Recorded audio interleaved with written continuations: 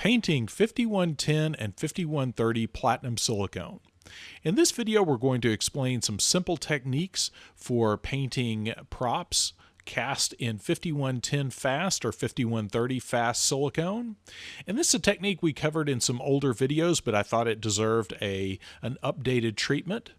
But what we did in a previous video, and I'll link this at the end, is we made a few copies of one of my hands using some 590 alginate, and then I poured those up in both 5110 fast as well as 5130 fast silicone. Those are two of our new fast silicone formulas that can be used for both mold making as well as casting props and skins for medical simulators and that sort of thing, because these are, as they come, they're translucent. Now, in a previous tutorial, I also covered some painting techniques using the SAM32 adhesive and the OSS solvent and, of course, silicone pigment. So I'll link that at the end of this video, so if you want to check that out, be sure to check out that link at the end. Now, this is a little bit more involved process, again using the OSS solvent, thinning out the SAM32, and this process is great for painting a variety of different silicones.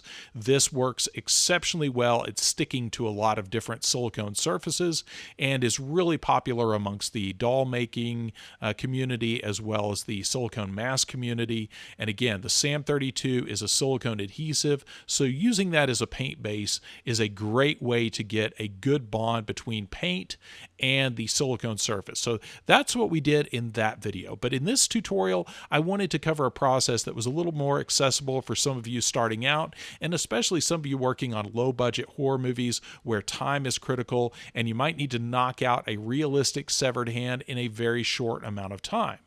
So the technique we're going to show today is a technique where you use more of the original material that you used in the cast. So in this case, we'll be using more of the 5110 fast silicone.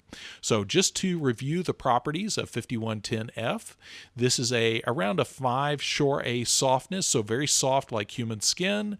This is a 6 to 7 minute working time at room temperature, and of course a 1 hour demold also at room temperature. So around 75 degrees Fahrenheit, and a low viscosity of 2500 centipoise and a 1:1 mixed viscosity. Now, both the 5110F and the 5130F can also be thickened to a paste by adding the Thixo additive that you'll see here in a minute. And that's important for being able to do such things as patching air bubbles or creating a brush-on mold. So be sure to check the video description, because I'm going to link all of the products as well as a link to our video library that shows a lot of these techniques in detail. Now, one of the first important details to getting a good bond between your paint and your original piece is doing this as soon as possible. So we're following up the casting of these silicone hands. This was about a day later, but ideally, if you can do this the same day or just a couple of hours later, that's the best way to get a bond, a really good bond between the paint layer and the original silicone cast. So once you've cleaned it up, removed air bubbles and anything like that, that's when you're ready to move on to this painting stage. And here I've mixed up a small batch of 5110F. This is about 60 grams, and I'm going to add a few drops of the Thixo additive. And what that does is that turns that into a thixotropic paste. And this is really important because we don't want to create a thin, runny batch of silicone that will just run all over our part. So I want this to stay where I put it. So by mixing up that Thixo in there, that converts it from a flowing liquid to a brushable paste.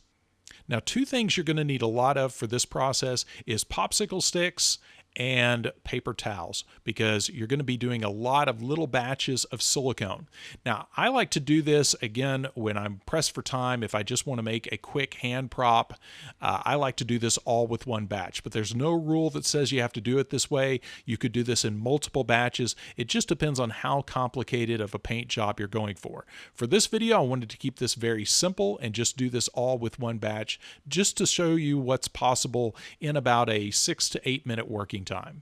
So what I've done here is I've thickened up that silicone to that paste consistency, and I'm making some little thickened puddles with that on a paper plate. And then I'm going to mix color into those different puddles to get some different base colors to paint with.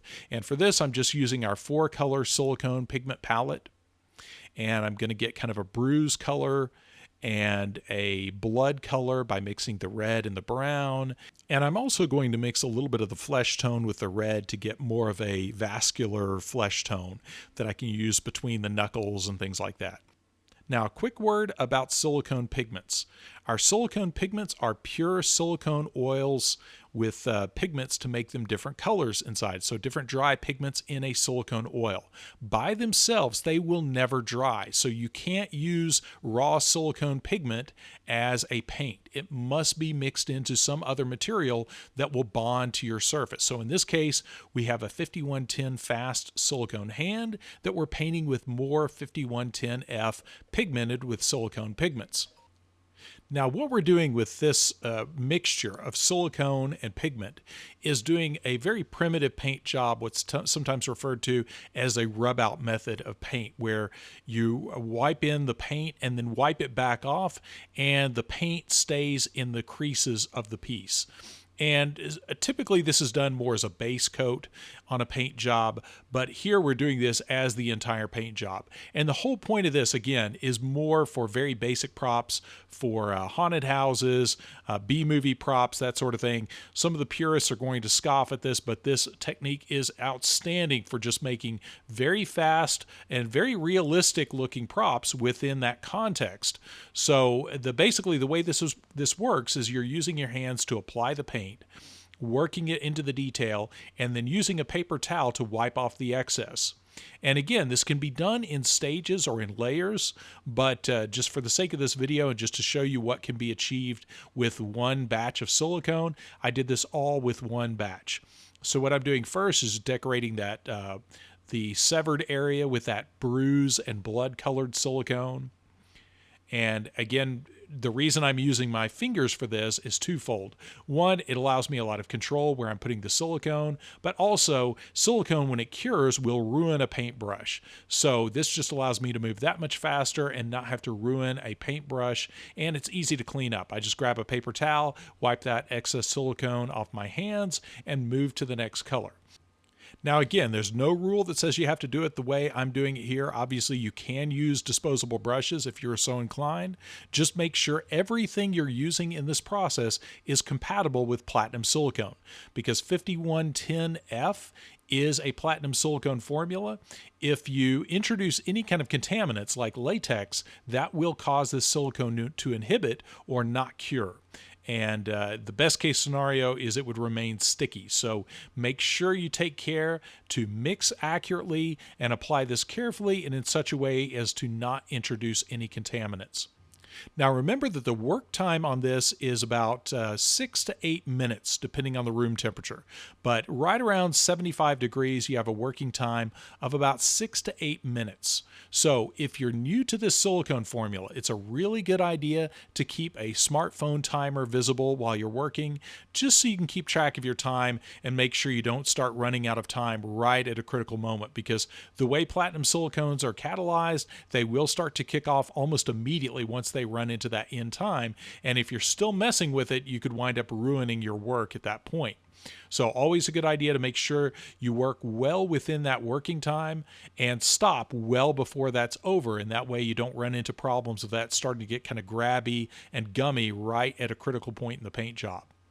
Now, for those of you who want to take this kind of to the next level, as it were, what you can do is mix up the same batch, just like I'm doing here, and color it and thin this with the OSS solvent. Now, the OSS solvent is what we used in that previous video to thin down the SAM32, but OSS is also a great solvent for thinning down platinum silicones as well. And that can be used actually to thin that down to the point where you can airbrush it. And when you're doing that process and you're airbrushing 5110F and spraying that onto a silicone piece, at that point, you're spreading that out so thin, there's no need for that thixotropic additive. So we'll cover that in a future video and cover a little bit more nuanced painting techniques. Now, one thing you do have to be careful about with this technique of applying all of the colors at the same time is getting the colors running together and getting kind of a muddy look of all the combined colors. So you want to be careful to separate the colors out and make sure you're not overlapping too much so you don't wind up with that kind of muddy look of all the colors just mixing on the piece.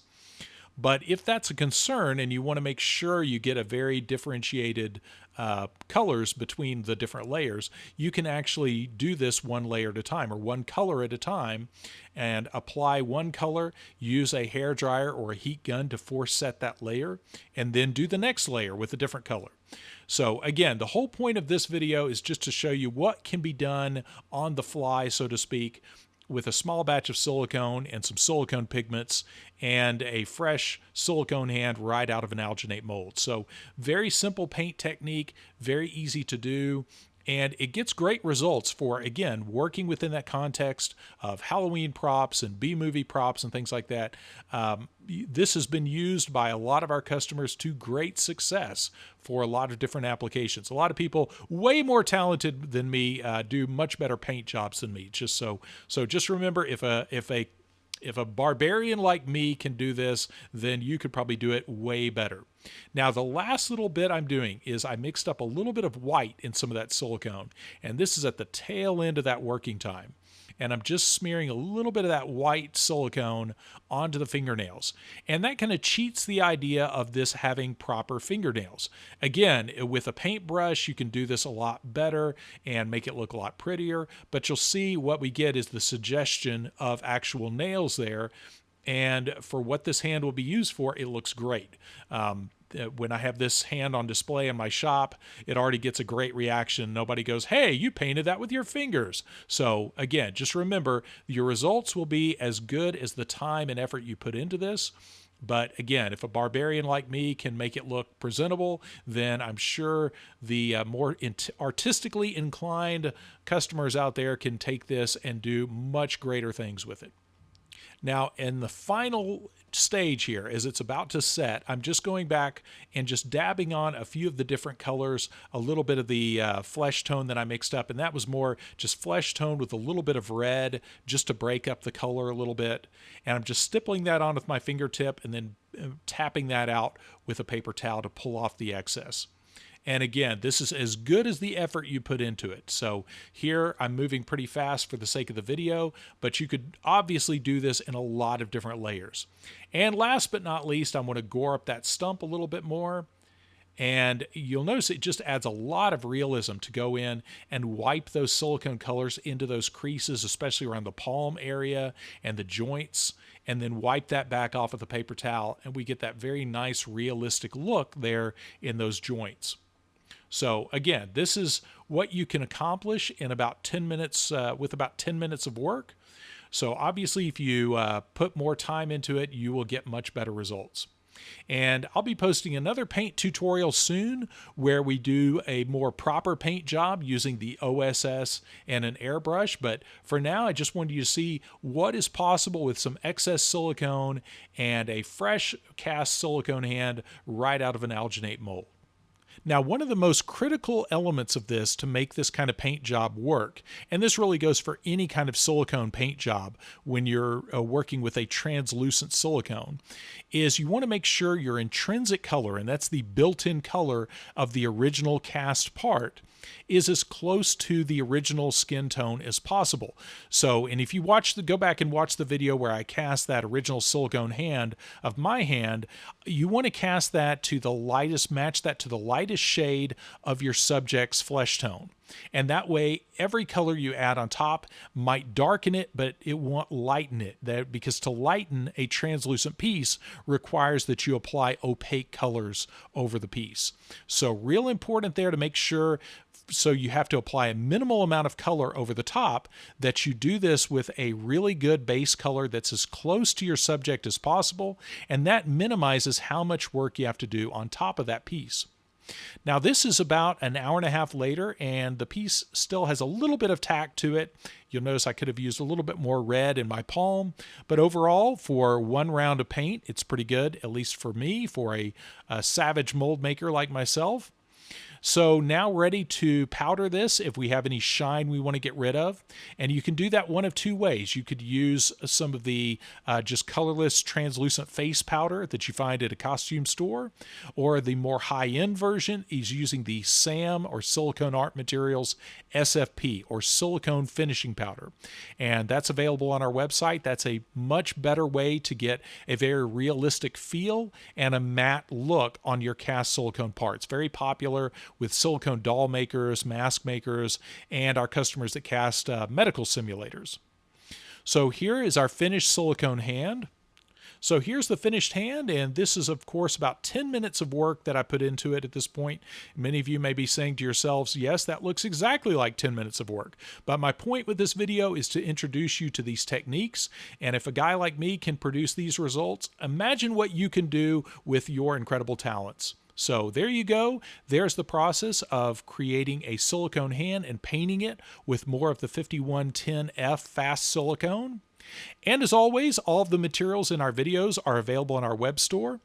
So I'll put links to the 5110F as well as the silicone pigments and other additives. All of that will be in the video description, as well as a link to our video library. And of course, you can find all of that on our website at brickintheyard.com.